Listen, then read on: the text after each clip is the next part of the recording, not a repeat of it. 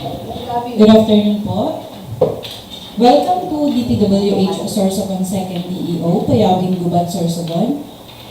Scheduled for today's pre-bid conference are the following: 24FL0107, Construction Rehabilitation of Water Supply, Septage and Sewerage Rainwater Collector System at Lalud Elementary School, Bulusan, Tinampo Elementary School, Bulusan, Cogon Elementary School, Bulusan, Recto Elementary School, Bulan, Sangat Elementary School, Gubat, Buenavista Elementary School, Gubat, Rizal Elementary School, Gubat, and Gubat Public Market at Gubat, Sorsogon.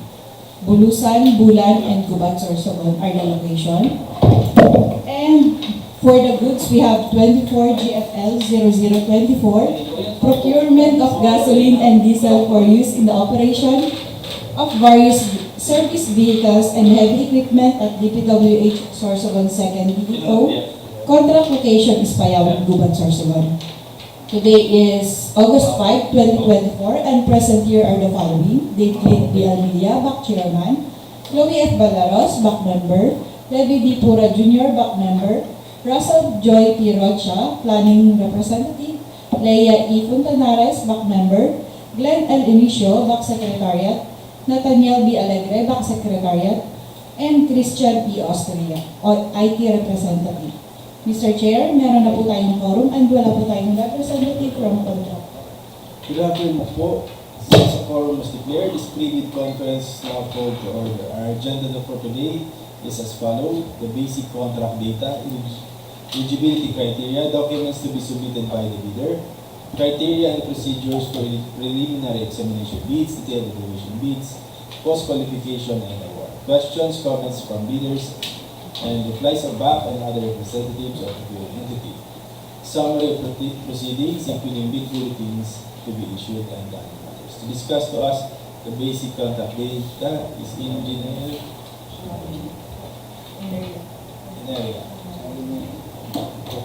Good afternoon po.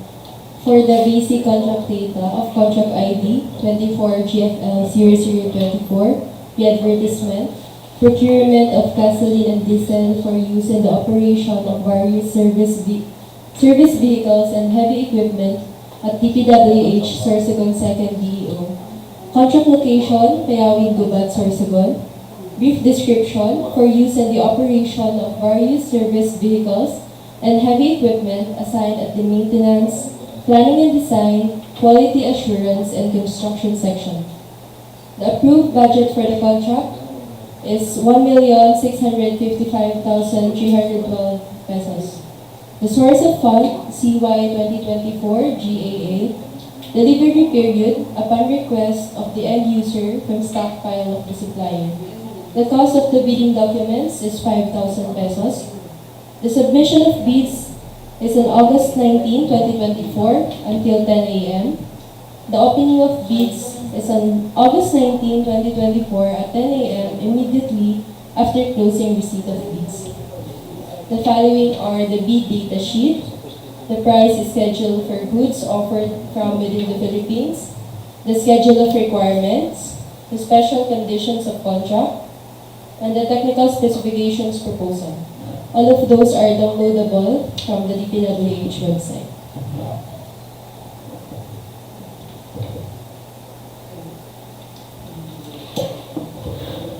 Eligibility criteria. To be eligible to participate in the bidding of the said project, said contract, a bidder must be a duly licensed Filipino citizen for sole proprietorship, partnerships duly organized under the laws of the Philippines, and in which at least 60% of the interest belongs to the citizens of the Philippines. Corporations duly organized under the laws of the Philippines, and in which at least 60% of the outstanding capital stock belongs to the citizens of the Philippines.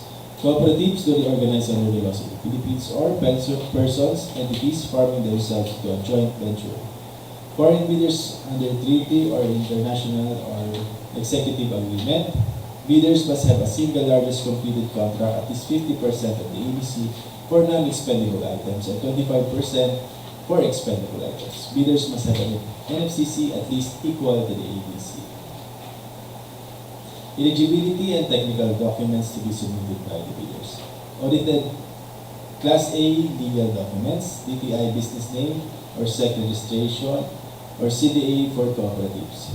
Field job certificate of registration, valid and current mayor's permit, municipal license, statement of ongoing and similar completed government and private contracts. Audited financial statements, income tax return of the preceding year filed and paid through BI electronic filing and payment system. Computation of the NFCC tax clearance. Class B documents, if applicable, valid joint venture agreement. Bid security in a form of cash, manager's check, surety bond, or bid security declaration. Please be guided po ng GPPB Resolution number 16 sa format po ng ating Omnibus Forms, bid security declaration. Or bid security in a form of surety bond, 5%, for a form of cash or manager's check, 2% lang po of the ABC. Production and delivery schedule, warranty certificate, brochures of offered equipment, materials, Omnibus Sword Statement, duly notarized. Please be guided po ulit ng GPPB Resolution number 16, 2020 sa format po ng ating Omnibus Sword Statement. Secretary Certificate and Board Resolution for corporations lang po. Financial documents to be submitted by the bidders. Duly signed bid prices in the bill of quantities, recurring and maintenance costs if applicable. Meron po tayong wala po tayong online submission nito dahil ito po ay goods. For manual submission of bids, yan po ay sa Back Secretariat Office, DPWH Sorsogon, Second DO, Barangay Payawin, Gubat, Sorsogon. For detailed evaluation of bid, a non-discretionary criterion shall be used, which shall include consideration of completeness of bids and minor arithmetical corrections.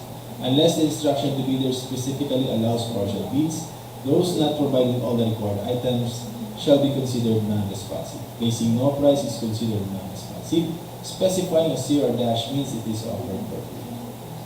For cost qualification, a non-discretionary pass or fail criterion shall be used to verify, validate, and ascertain all statements and documents submitted by the lowest calculated bid. It shall pass the legal requirements, technical requirements, financial requirements, to be declared as the lowest calculated responsive bid.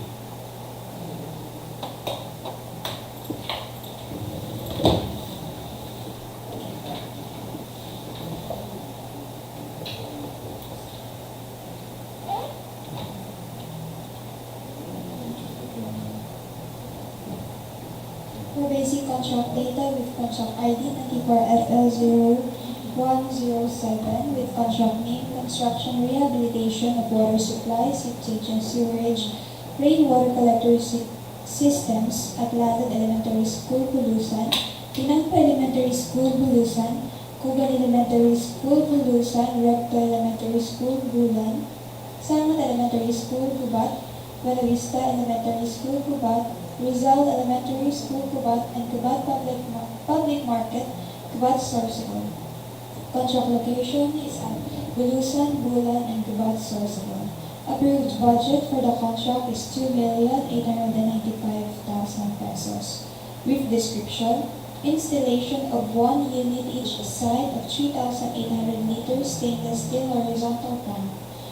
Source of funds, the FY 2024 GAA with contract duration of 75 calendar days. Cost of bidding documents is 5,000 pesos only. Submission of bids is scheduled on August 19, 2024 until 10 a.m. and opening of bids shall proceed immediately after closing receipt of bids. Major category of work is the WSL1. Shown is the sample po for the bill of quantities as well as the bid data sheet. Moving on, we have the minimum manpower requirement for the project manager. Minimum years of similar experience is 5 years, project engineer 5 years, materials engineer 3 years, safety health officer 1 year, general construction foreman 3 years, and no applicable minimum years of similar experience for skilled workers as well as laborers. For the minimum equipment requirement, for the plate compactor, we have required number of units is 1 unit, concrete vibrator 1 unit, 1 bagger mixer 1 unit, bar cutter 1 unit, and bar bender 1 unit. Shown and was the sample for the special conditions of contract. All are downloadable through the DPWH website or the field jobs. We have here's the cover page of the plan for the construction, rehabilitation of water supply, septage and sewerage rainwater collector system at Lalud Elementary School. We also have the perspective as well as the cylindrical stainless steel water tank.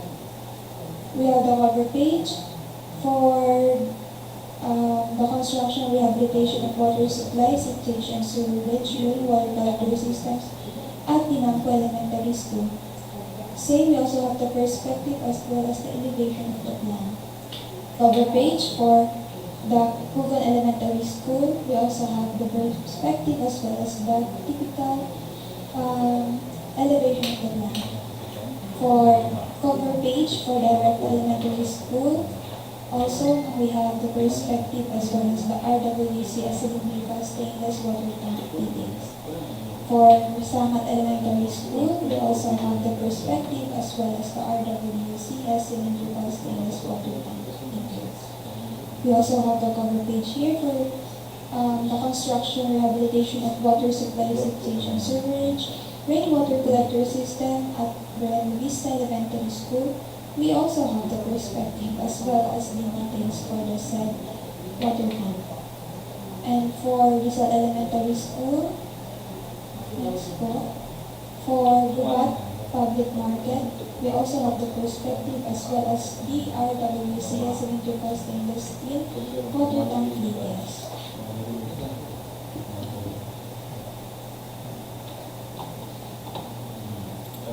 Submission and receipt of bids. Bids should be submitted to the back on the date, time, and either at its physical address or through online submission specified in the instruction to bidders, through its bidders' duly authorized representative in a two-envelope system, where the eligibility and technical requirements are enclosed in one envelope and the financial requirements in another envelope. Eligibility and technical envelope and financial envelope shall then be enclosed in one single envelope. Bid validity shall be 120 calendar days from the date of the opening of bids. Each bidder shall submit one copy of the first and second components of its bid. The procuring entity may request additional hard copies or electronic copies of the bid. However, failure of the bidders to comply with the said request shall not be a ground for disqualification. The procuring entity allows the submission of bids through online submission or any other electronic means. The bidder shall submit an electronic copy of its bid, which must be digitally signed. An electronic copy that cannot be opened or is corrupted shall be considered non-responsive and thus automatically disqualified. Each envelope shall contain the name of the contract to be bid, name and address of the bidder, recipient back procuring entity, and the markings "Do not open before the date, time of the opening of bids." The procuring entity requires additional copies of the technical and financial documents.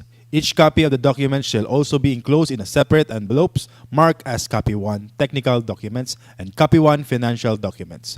Both envelopes shall be enclosed in a single envelope marked Copy 1 Bid. Each envelope shall contain the name of the contract to be bid, name and address of the bidder, the recipient back, procuring entity, and the markings "Do not open before the date, time of the opening of bids." Unsealed or unmarked bid envelopes, or in case of electronic bid submission, not in compressed archive folders and are not password protected, are rejected. Improperly sealed and marked bid envelopes or not properly compressed and password protected will be accepted, provided that a bidder or its duly authorized representative shall acknowledge such condition of the bid as submitted. The back assumes no responsibility for the misplacement of the contents of the improperly sealed or marked bid or its premature opening as per Section 25.9 of the IRR. Electronic submission and receipt of bids. Meron po tayong two modes of submission of bid, either manual submission of bid or electronic submission of bid. A bidder may opt only one mode lang po sa pag-submit ng bid. For manual submission of bid, yan po ay sa Box Secretariat Office, DPWH Sorsogon 2nd DEO, Barangay Payawin, Gubat, Sorsogon. For electronic submission of bids, yan po ay sa electronic bids_Sorsogon2 at dpwh.gov.ph. Guidelines through electronic means. Use a two-factor security procedure. consisting of an archive format compression and password protection to ensure security, integrity, and confidentiality of the bids submitted. Allows access to a password-protected bidding documents on opening date and time. The passwords for accessing the file will be disclosed by the bidders only during the actual bid opening, which may be done in person or face-to-face through video conferencing, webcasting, or similar technology.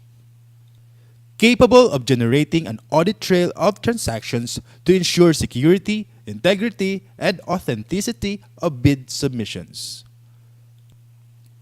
Bids submitted after the deadline shall not be accepted. The BAC Secretariat shall notify in writing all bidders whose bids it has received through its PhilJEP's registered physical address or official email address within 7 calendar days from the date of the opening of bids. Modification of bids. Bid modifications must be submitted before the deadline of submission of bids. The bidder shall not be allowed to retrieve its original bid. However, the bidder may submit new bid equally sealed, properly identified, linked to its original bid, and marked as a modification. Withdrawal of bids. Letter of withdrawals must be received prior to the deadline for submission and receipt of bids.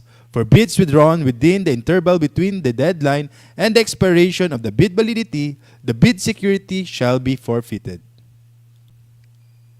For electronic bid submission, bidders shall send another bid equally secured, properly identified, and labeled as modification of the one previously submitted. The time indicated in the latest bid receipt page generated shall be the official time of submission. Requirements of bidding documents. The following documents are posted in the DPWH websites and PhilJEPs to aid our contractors in preparation of their bids. The following documents are invitation to bidders, instruction to bidders, general conditions of contract, special conditions of contract, bid datasheet, drawings, bill of quantities, and sampled forms. Eligibility criteria. To be eligible to participate in the bidding of the said projects, a bidder must be a duly licensed Filipino citizen for sole proprietorships, partnerships duly organized under the laws of the Philippines, and of which at least 60% of the interest belongs to the citizens of the Philippines, corporations duly organized under the laws of the Philippines, and of which at least 60% of the outstanding capital stock belongs to the citizens of the Philippines, cooperatives duly organized under the laws of the Philippines, or persons, entities forming themselves into a joint venture as per Section 23.4.2 of the IRR. Foreign bidders may be eligible to participate in accordance with the guidelines issued by the GPPB as per Section 23.4.2.2 of the IRR. Bidders must have a valid pickup license, must have a single largest completed contract that is similar to the contract to be bid, at least 50% of the ABC. Contractors under small a and small b categories without similar experience, provided that the cost of the contract to be bid is not more than the ARCC of registration. Bidders must have an NFCC at least equal to the ABC. Eligibility and technical documents to be submitted by the bidders. We encourage our bidders to enroll in the civil work application to facilitate the fast evaluation of their eligibility. However, if they have not yet enrolled in the CWA, these are the documents they have to submit. Class A legal documents, PhilJEP Certificate of Registration, Mayor's Permit TTI Tax Clearance. Number 2, Pickup License and Registration. Number 3, Statement of all ongoing government and private contracts. Number 4, Statement of single largest completed contract. Number 5, Computation of the NFCC. Number 6, Valid joint venture agreement if applicable. Number 7, bid security. Number 8, project requirements, organizational chart for the contract to be bid, list of contractors' key personnel, list of contractors' major equipment units, owned, leased, or under purchase agreement. Number 9, omnibus sworn statement duly notarized as per GPPB Resolution Number 16, 2020. Eligibility requirements. All bidders shall upload and maintain in PhilJeps a current and updated file of the following Class A eligibility documents under Section 23.1 and 24.1 of the IRR. Class A legal documents. PhilJeps Certificate of Registration. Platinum membership containing SEC Certificate of Registration, DTI registration. Mayor's permit, business permit, tax clearance, audited financial statements. As per GPPB Resolution Number 15, Series 2021, lifting the suspension on the implementation of the mandatory submission of PhilJeps Certificate of Platinum registration and membership in competitive bidding and limited source bidding. All bidders are required to maintain a platinum membership of PhilJeps Certificate of Registration. Class A technical documents. Statement of all ongoing contracts. Statement of single largest completed contract. Valid PCAB license, special PCAB license for joint venture agreements. Class A financial documents. Net financial contracting capacity or the NFCC. Class B, in case of joint venture, the joint venture agreement entered into parties must be attached. Legal eligibility requirements, Class A, tax clearance. As per Executive Order 398, Series of 2005, submission of BIR receipt for renewal of tax clearance will not suffice in lieu of a valid tax clearance requirement, since substitution is not allowed under Section 34.2 of the IRR. Submission of provisionary tax clearance issued by the BIR for bidding purposes is not acceptable form of tax clearance, as per GPPB Resolution Number 1, Series of 2014. Recently expired mayor's permit, business permit, shall be accepted together with the official receipt as proof that the bidder has applied for renewal within the period prescribed by the LGU. However, the renewed permit shall be submitted as post-qualification requirement in accordance with Section 34.2 of the IRR. Statement of all ongoing government and private contracts. Statement of the bidder of all ongoing government and private contracts, including contracts awarded but not yet started, if any, whether similar or not similar in nature and complexity to the contract to be bid. The statement shall include all information required in the bidding documents. Statement of single largest completed contract. The single largest completed contract completed should be similar to the contract to be bid or has the same major categories of work. The single largest completed contract's value should be at least 50% of the ABC to be bid, upon adjustment of current prices using the PSA Consumer Price Indices. Contractors under small a and small b categories without similar experience on the contract may participate if the cost of the contract to be bid is not more than the ARCC of registration. The statement of single largest completed contract shall be supported by the owner's certificate of final acceptance, issued by the project owner other than the contractor, or a final rating of at least satisfactory in the constructor's performance evaluation system. In case of contracts with the private sector, an equivalent document shall be submitted. Philippine Contractors Accreditation Board PCAB license. Bidders must have a valid PCAB license or a special PCAB license for joint ventures. PCAB license should indicate the registration for the type and cost of the contract to be bid. Should be valid at the time of the deadline for the submission and opening of bids. Bid security. Bidders have the option to choose their preferred form of bid security. Only one form of bid security is required to be submitted. For cash or manager's check, bank draft, bank guarantee, or irrevocable letter of credit, 2%. For surety bond, callable upon demand, 5%, or you can use bid securing declaration. Please be guided of the GPPB Resolution Number 16, 2020 sa format ng bid securing declaration. Bid security in the form of bid securing declaration. Please be guided of the revised provision and revised penalties of the bid securing declaration as a form of bid security as per GPPB Resolution Number 16, 2020. Omnibus Sworn Statement. Revised Omnibus Sworn Statement as per GPPB Resolution Number 16 should include the following clauses. Any omission of the said clauses shall be grounds for disqualifications. The clauses should include the non-inclusion in the blacklist, authenticity of documents, verification authority, signatories authority, disclosure of relations, responsibilities of bidders, labor laws and standards, non-payment any commission, amount, fee, or any form of consideration in relation to any procurement project or activity. In case of advance payment was made or given, failure to perform or deliver any of the obligations and undertakings in the contract shall be sufficient grounds to constitute criminal liability. Second envelope, financial proposal.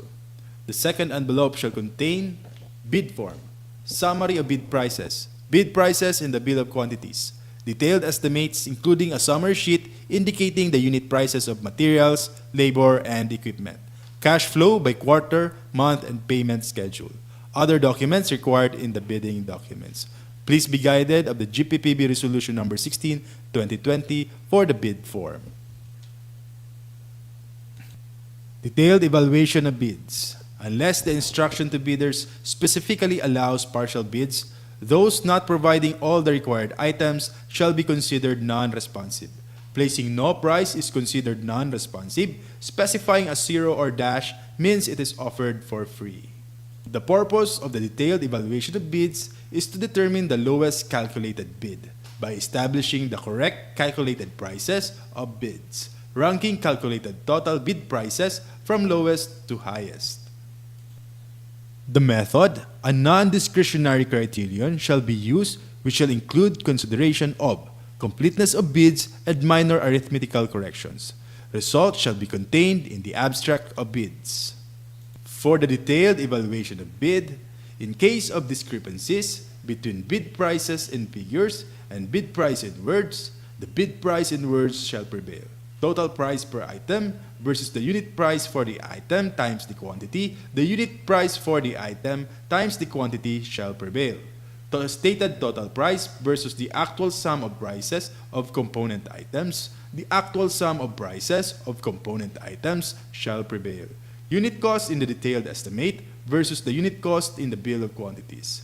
The unit cost in the bill of quantities shall prevail. Reminders to all the bidders of our no-contact rule, prohibition of communication with bidders from bid evaluation until award of contract.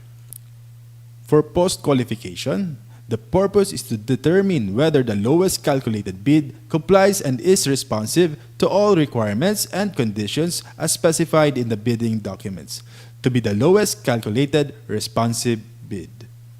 The method, a non-discretionary pass or fail criterion, which shall be used to verify, validate, and ascertain all statements and documents by the lowest calculated bid.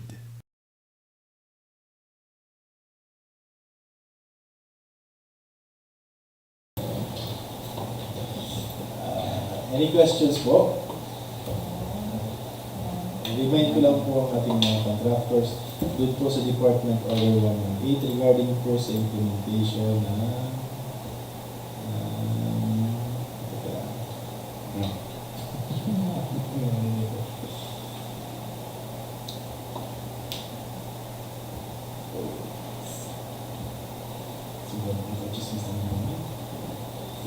full implementation of assignment only qualified and competent project engineer of the contractors and consultant in the implementation of DPWH projects. So, remind ko lang po sa limits ng ating project engineers for PE2, 10 contracts located within the same province for simultaneous assignments costing more than 150 M. PE1, 11 contracts located within the same province for simultaneous assignment consisting of 100 M to 150 M, and provisional project engineers 10 contracts located within the same project, province, simultaneous assignment, each costing less than 100 M. So, yun lang po. Remind ko po, dapat po nakatouch na po yan sa ating mga technical documents. And sa compliance po ng ating DO9 2012, kung in case po na magpapalit po tayo ng key personnel, dapat po yung ipapalit dati nakatouch na rin po sa ating technical documents. Any questions po? Any others? And hearing none, this pre-bid conference is now